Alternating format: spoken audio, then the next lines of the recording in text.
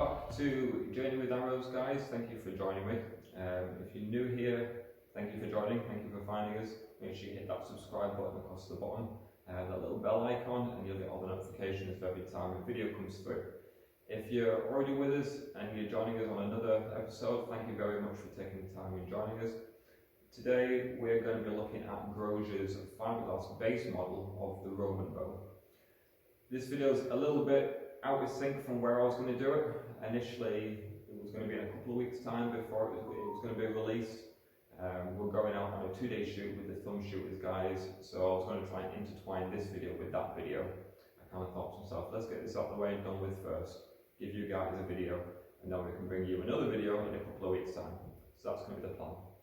So I'm indoors here, I've got the entire range to myself. I've got a room next door that's also empty, so I've got a little bit of freedom to bring you guys a video from indoors. Weather's good outside, it's just a little bit nippy. We're filming on a new rig, so fingers crossed sounds better, fingers crossed quality is better, and we'll see where we end up.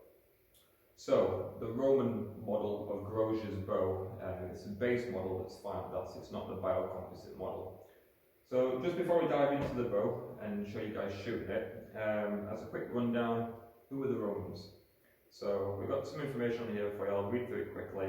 Here's a little bit of in-depth about, not in-depth, but a little bit of a light coverage on the bow and only the Roman archers themselves, and then we can dive into this particular model that Grozer makes. So who are the Romans? The Romans are the people who originate from the city of Rome in modern day Italy. Rome was the centre of the Roman Empire, the lands controlled by the Romans, which included parts of Europe, France, Greece and Spain, parts of North Africa and also parts of the Middle East. The Middle East part of that, I feel, is quite important when we look at how they structured the bows and how they built their bows for use. The Romans are obviously famous for aqueducts, roads, sewage, all that. I'm sure you've seen Monty Python. Military structures such as forts and walls, including Hadrian's Wall, as I'm sure if you're from the UK, or maybe even not from the UK, you've most likely heard of. Obviously engineering marvels such as being able to create baths and aqueducts and all that, you know, the list goes on. The most obvious impact of the Romans that can still be seen today is that buildings. Obviously, if you're in England, we have a lot of Roman buildings still standing here, or certainly the architecture of them is taken from the way in which the Romans would have built theirs. Everything from round timbers used for buildings in the Iron Age of Britain, heating, concrete, obviously the roads, sewage, we went into all that as well. So with all that technology at their grasp and the production of military arms, and their armour, it's only natural that their bows should follow suit in the way in which they were made and the way that they were used and shot as well. So what bows did they use? The Romans predominantly used composite bows, so they were made from horn, they were made from sinew, they were made from wood, obviously all mashed together in the same way as what you'd imagine like Mongolian bows to be used, just as a working example with a reflex-deflex shape. So this surprised me because actually I thought for many years that Romans just used long bows, so I've learned something kind of new in this as well. So I'll give you a little bit of a breakdown for you. Sagittarii, I don't speak Latin, so excuse my Latin. But Sagittarius in other words, is a Latin term for archers, as I'm sure you're all aware of. If you're into star constellations and zodiac signs, you'll know that Sagittarius is an archer. So the term Sagittorium in the title of an infantry or cavalry unit indicated a specialised archer regiment. Regular auxiliary units of foot and horse archers appeared in the Roman army during the early empire. During the Principate, roughly 2/3 of all archers were on foot and 1/3 were horse archers. Mercenary foot archers already served with the Roman Republican army, but horse archers were only introduced after the Romans came into conflict with the Eastern armies that relied heavily upon mounted archery in the 1st century BC. Most notably the Parthians, whose mounted archers were decisive for Crassus's major defeat in the Battle of Carrhae. Since the time of Augustus, however, Romans and Italians were also dedicated archers. In the early 1st century BC, horse archers were already in widespread use and even supported the Roman campaigns against the Germanic tribes in Central Europe. The normal weapon of the Roman archers, both infantry and cavalry units, was a composite bow, again made from horn, sinew, wood, etc. Although Vegetius, excuse my Latin, recommended training recruits with wooden bows, which may have been made in the northern European longbow tradition, but it has been suggested that most Roman composite bows may have been asymmetric, with the lower limb shorter than the upper limb. By the 5th century, there were numerous Roman cavalry regiments trained to use the bow as a supplement to their swords and their lances. But the Sagittarii appear to have used the bow as their primary weapon rather than a supplementary weapon, according to the Notia Digniatum. Probably pronounced that wrong. Most units of the Sagittaria were in the Eastern Empire or in Africa.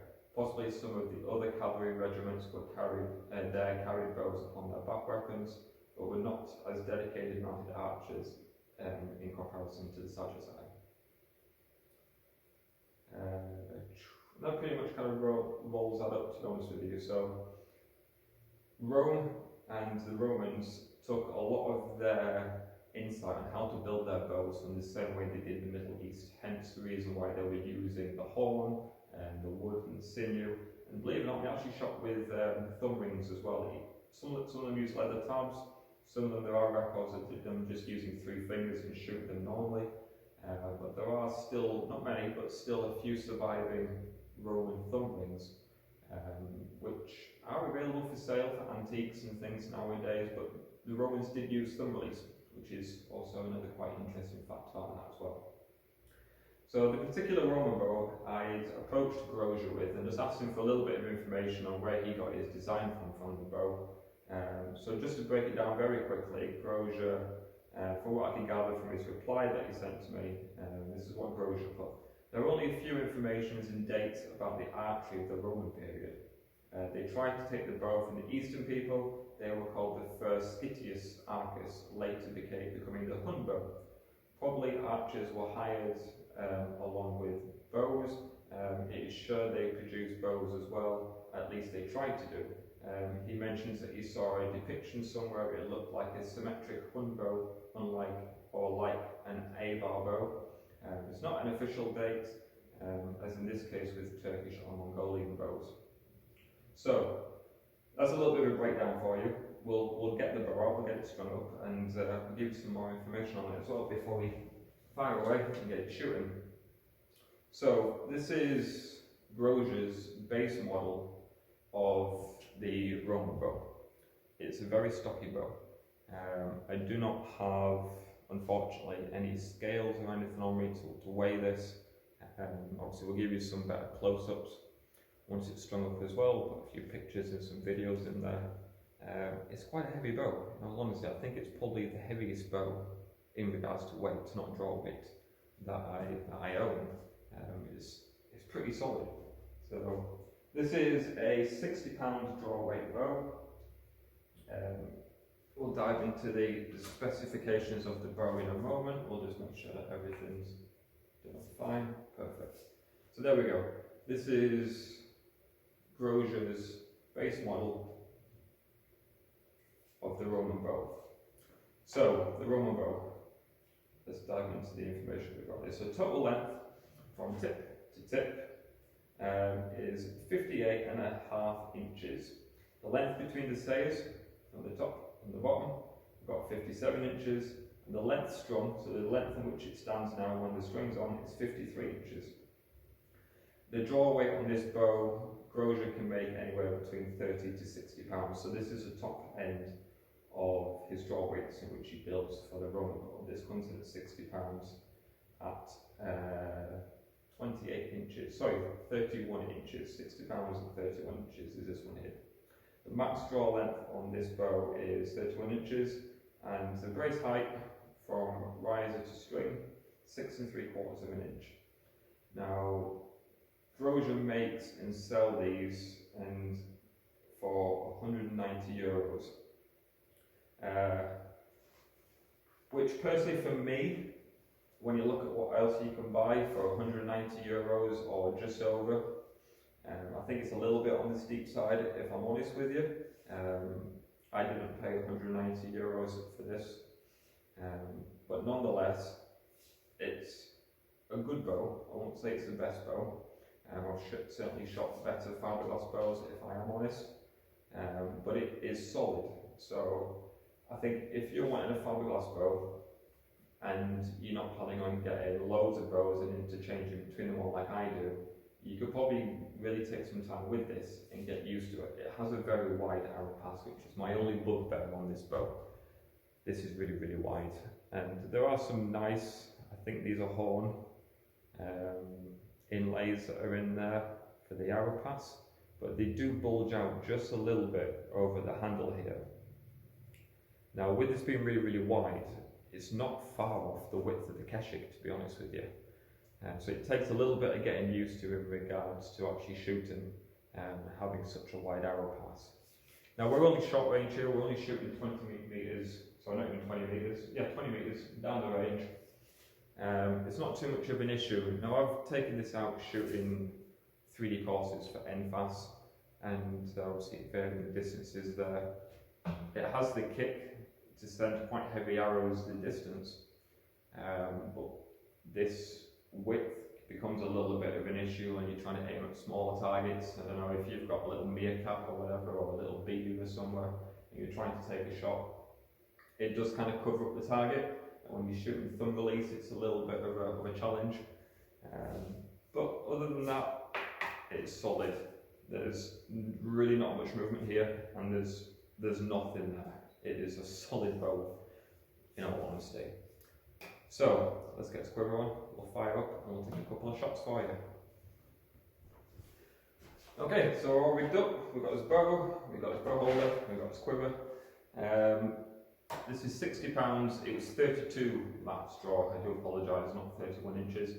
32 max draw. These arrows are longer than 32, so we're going to have to leave a little bit of a space at the end just to make sure that we're not overdrawing this bow. These are Easton's Legacy arrows, very nice arrows, aluminium. The reason why I'm using these and not my other wooden arrows, two reasons. I don't have any wooden arrows that are spined heavy enough for this bow. These are the only arrows that I've got that are actually able to shoot reasonably decent from this bow. So these are actually work out at 12 grain per pound for this particular bow here. Quite a heavy arrow. They've got inserts and they've got top hat points on as well. And we've got Vermil's M-Nox. So we've got V-Nox over there, we've got M-Nox here. Personally, I prefer M-Nox. I find they don't pop off the string as easy as V-Nox. But anyway, we're using Easton Legacy's aluminium arrows. Obviously just feathers on the end of there as well. So the other thing I find with this bow is that it has some serious recoil on it. Hand shock is through the roof, even with 12 grain arrows. It's a monster. I mean, yeah, you'll see. You'll see. We'll take a couple of shots and you'll see. So let's move you back just a little bit because I'm not actually on the shooting line here. Let's see if we can cover your neck. Can you see? Yeah, just about. Just about. Okay. So let's take a few shots and we'll see where we end up. So these will be the first shots I've taken with this bow today. We've not long got to the range, we've just fired up the camera straight away and dived in, so let's have a bit of a warm up on this bigger target.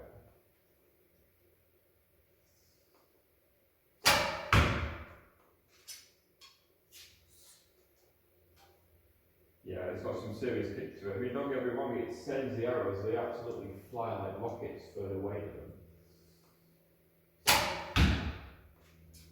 But it is a heavy bow. It takes a little bit of getting used to. It really does. It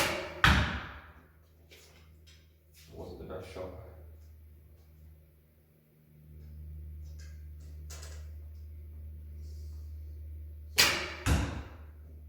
Good. not too bad, to be fair. I mean, if you, I'm not going to say right out of the box, but certainly right through the door and strung up for the first shots,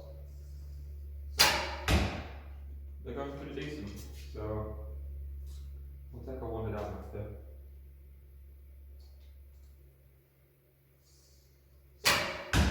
There we go. Yeah, do a little bit to the right. As we mentioned before about the width of the bow handle and the riser. So, but the group is pretty good. I mean, if you can get consistent with this particular bow, it's not too bad. It is just a very heavy bow with quite a wide arrow pass. So we're not too bad there. I want a little bit out. So we'll head back up to the other side again, and we'll go again.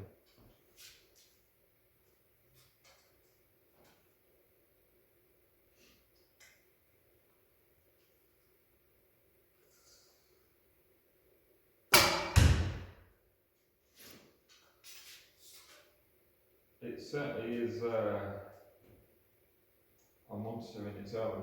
You know, I own a couple of fibreglass bows, and I would say they're probably a bit more of a pleasant shooting experience, and they were cheaper.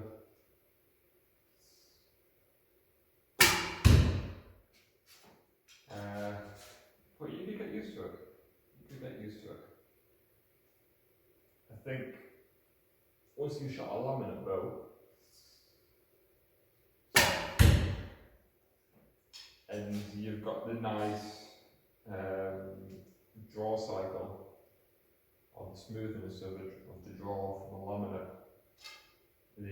this particular bow doesn't even come close.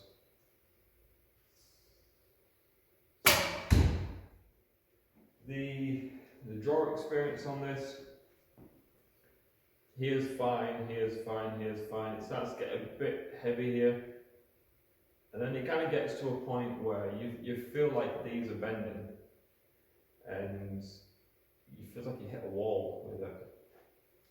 And it's getting past that wall to get to the point of 32. I would say at about kind of maybe 30 inches, 29, 30 inches on here.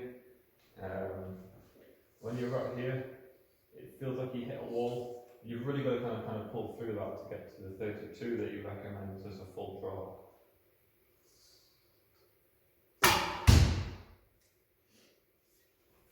But yeah, it's an okay bow. You will have seen in my last video when we did the review for Ollie Croft's quiver.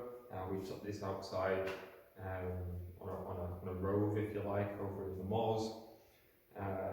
This particular bow I will be taking with me on a rove in a couple of weeks' time, in a fortnight's time, and we'll see how it goes with that. I think on a rove it'll probably be alright because it does send the arrows, but I think with any type of accurate aiming, with a thumb release at least anyway, it could just be me, to be fair, I'm not the best archer, but I think as a general accurate aiming bow, I wouldn't say it's the most accurate, just because of the arrow pass here. I mean, these little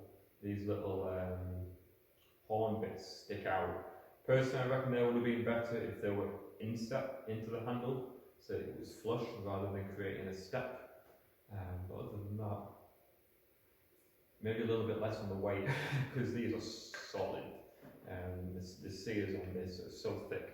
I mean, it's well made, don't get me wrong, it's very well made. It's solid, it shoots. I can't complain for what I got it for, but for €190, personally I think it's just a little bit on the steep side. I just think there's certainly some better performing fiberglass bows out there for a similar price, if not just a little bit more. But yeah, the Grozer's base model of his Roman bow.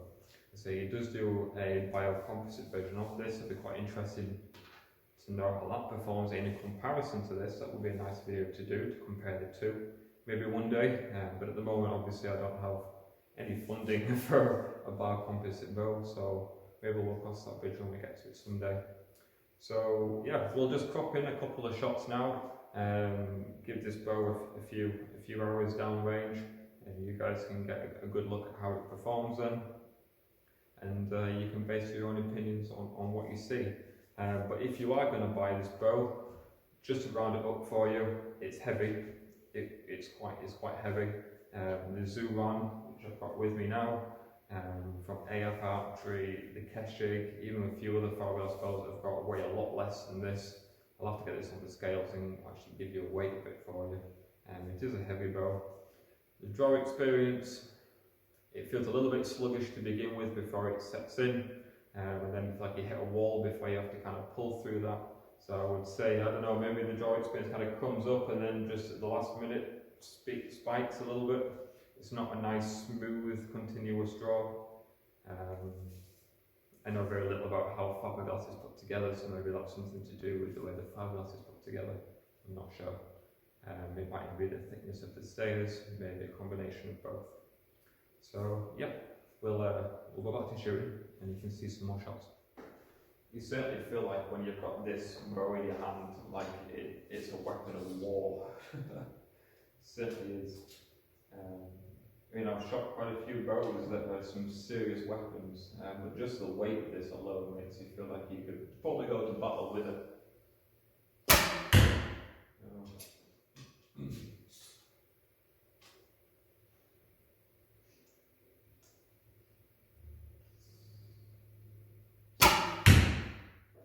Centre shot twice over.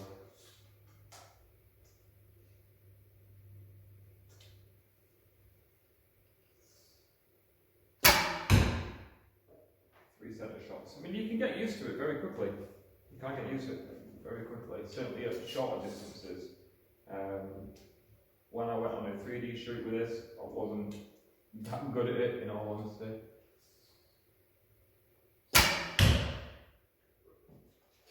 It's deceptive. It's deceptive. Especially at longer ranges, with it having such, for me anyway, I mean maybe it's just the way I'm shooting it, but with it having certainly the kick that it does and the recoil that's on it to get a comfortable shooting experience, and needing a heavier arrow to transverse that energy into the arrow rather than down through the bow and into your arm. It makes it a little bit awkward for shooting longer distances, because you're aiming at the sky too. I mean the arrow will go there, but the arrow drops quickly, certainly with these arrows that I've got anyway. Might be a different kettle of fish if you shoot carbons or a more tuned arrow, but I don't have those unfortunately, so I'm making do with what it is that I've got. But yeah,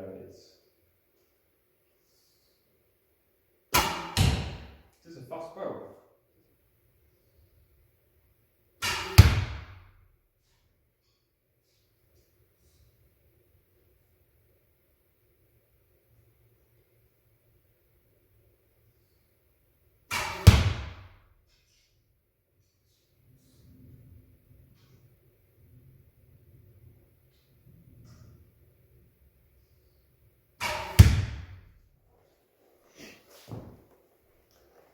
So we know that the Roman archers would have shot using a thumb ring. There are examples of those remaining still. So we know that they took a lot of inspiration not only on how the bows were built in the Middle East, but as to how they were shot as well on horseback. Not to say that they potentially did also shoot, obviously not exclusively, but did also shoot Mediterranean style with 3 fingers on the left hand side. Now, for years and years, I used to shoot Mediterranean style with 3 fingers. Now my head can't get around that after shooting thumb release for so long. My sight picture, my aiming pattern and everything. I can't shoot 3 fingers to save my life, but nonetheless, in the name of science, try it. Just to say that we've explored all options with the bow and see how it performs. I don't have an arm bracer, I don't have a finger tab, so I'd recommend not doing this unless you've got both of those, but we'll try it, we'll see what happens. So, we're going to aim on the target on the far right. No doubt I'll probably end up hitting the target on the far left, so we'll see. Well, I was aiming for the target on the right, in the bullseye. We actually got the bullseye on the target on the left, so... Bloody hell, start thinking out. Okay, so again I was aiming on the target on the far right. We've got the bullseye on the left at the top this time. Can I actually get the target out of the way not this time? Let's try again. Oh, if this hits the bottom left, then I wasn't aiming for it. No, it might even fall there, and that's like my hand, but hey ho, that's what it is, that's what it is. So, yeah.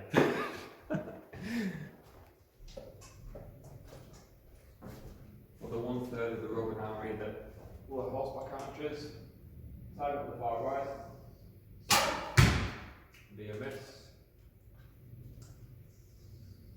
That's a hit.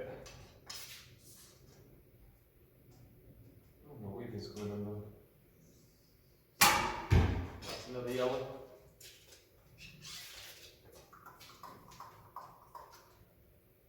You gotta have a laugh, haven't you? What's life if you don't have a laugh? Oh, this guy's dead. Anybody got a horse? I'll buy a horse from you.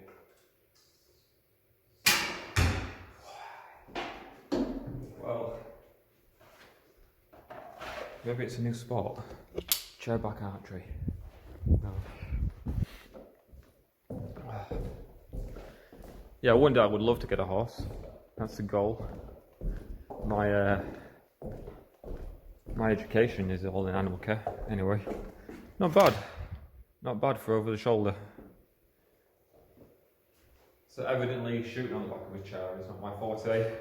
But one thing to note, actually shooting backwards is, for me certainly, a lot harder to reach full draw.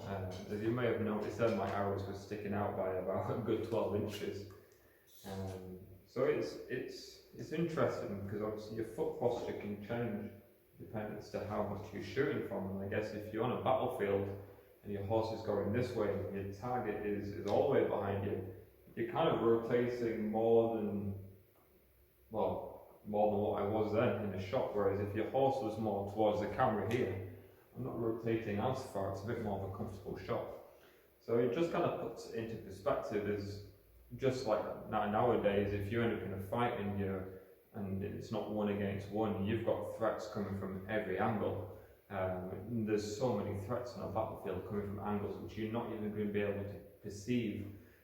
Arrows ricocheting, or even if it is somebody deliberately taking a swing or a shot at you, there's going to be times where you're in your blind spot, you can't manoeuvre around quick enough. So it really does put into perspective just how much these archers had to train in, obviously, shooting and hand-to-hand combat, sword combat and things, and being able to deal with threats from different angles.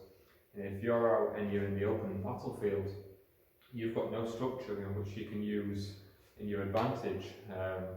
As an example, if I'm in a room here now and I'm coming up into a corner and I've got a group of guys around me, the first thing I want to do is get closer to a wall so I'm cutting off the angles in which somebody can come at me from. I'm dealing with a 90-degree or a 45-degree space in which people can come at me rather than a full 360-degree. You don't always have that ability on the battlefield, and certainly would never have thought very many people would.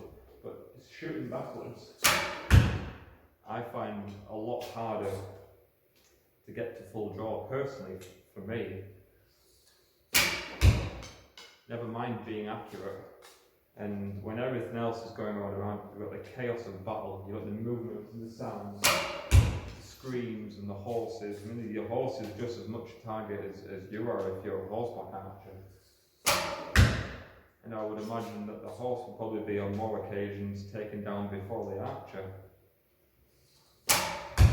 Just given the fact that it's a much bigger target, and even if you're just area aiming, probability is you're going to hit the horse before the man. Ooh, centre shot, right arrows. So yeah, anyway, off on a bit of a tangent there. The Roman Bow by Grozer, positives. It's solid. It is a solid bow. If you run out of arrows, you can beat the crap out of the guy with it. No, it is solid. There's no wiggle in any direction whatsoever. It is a chunky piece of kit. It is absolutely solid. I'm certainly not going to be worrying about this breaking anytime soon whatsoever. I'm not going to be worrying about it delaminating popping away from the riser. I'm not going to be worrying about these sayers breaking whatsoever. It is solid. The stitching, beautifully neat, really tight, very nice, as with the weeping as well. Personally for me, I really dislike this weeping, this wrapping here. I don't dislike the fact that it's there, I just dislike what it's being wrapped with. I mean, it looks very authentic, if you like, but I can't help but think that when you go to a garden centre and you get garden twine, it looks like garden twine to me. So I would have liked to have seen maybe just a different colour. I don't know if he does it in different colours, maybe that's something you can ask if you're thinking about placing an order with him. But maybe something that looks a little bit more, I don't know, less garden twiney perhaps. But yeah, the weeping, the wrapping, it's all very tight, it's solid, it's not going to be falling apart. I do like these sears. I like how it goes the wood into the horn here. It is quite nice. It's got this little emblem here for Grozer, as it has this side with his name on there as well. So it's a good bow. You can get used to shooting it very quickly. If you're flicking between bows like I do, it takes a little while to kind of get used to this again with the wide arrow pass. My only recommendations would be maybe this little horn layer here on both sides. So obviously this can be shot left or right, so it's ambidextrous. The only thing I would recommend is maybe see if you can sit those into the handle just to get a bit more of a flush release on the side of there. Other than that, there's not much else I can fault with it really, to be honest with you. Other than maybe it's just a little bit expensive for what I personally would pay for a fibreglass bow. But in saying that, it's a good bow. I'm glad that it's part of my collection, and that is the Grozer's fibreglass base model of his Roman Bow. It strings nice and easy, even with the deep set handle here and obviously the limbs. It's a little bit awkward if you do the step through method and you've got it on the back of your legs here. It's a little bit awkward to be flexing. So I personally find, just because of the shape of the limbs and the handle, if you bring it up a little bit higher, it's nice and easy just to bend it over and take the string off there as well. So there we go. I hope you guys liked the review on the Grozer Bow. I will be taking this with me in a fortnight's time. I'm off on a 2-day shoot. We have a Rove and a flight archery shoot going on Saturday as part of the Thumb Shooters UK group.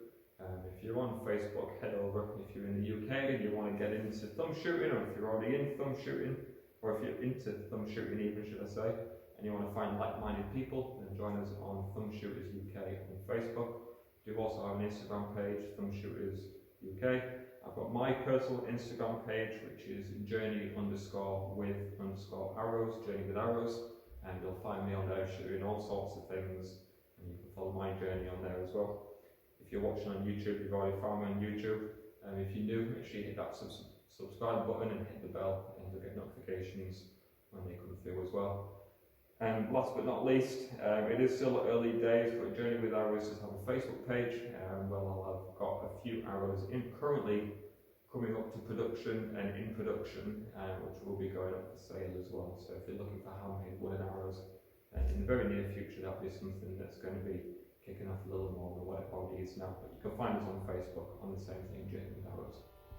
So probably be about a fortnight before the next video comes out. You'll see some videos of all the thumb shooters and me doing Rove shoots. I'll be taking this bow for a Rove, and I've got the zoo van over there from AF Archery for the Rove as well. And we're doing the 3D shoot on the Sunday as well. So look out for that. It should be a good video. I'll leave you guys to it. Thank you very much for joining me on this, whatever day it is, Monday, Sunday, on this Sunday. And we'll see you soon on the next episode of the Journey with Arrows. Thanks guys, take care.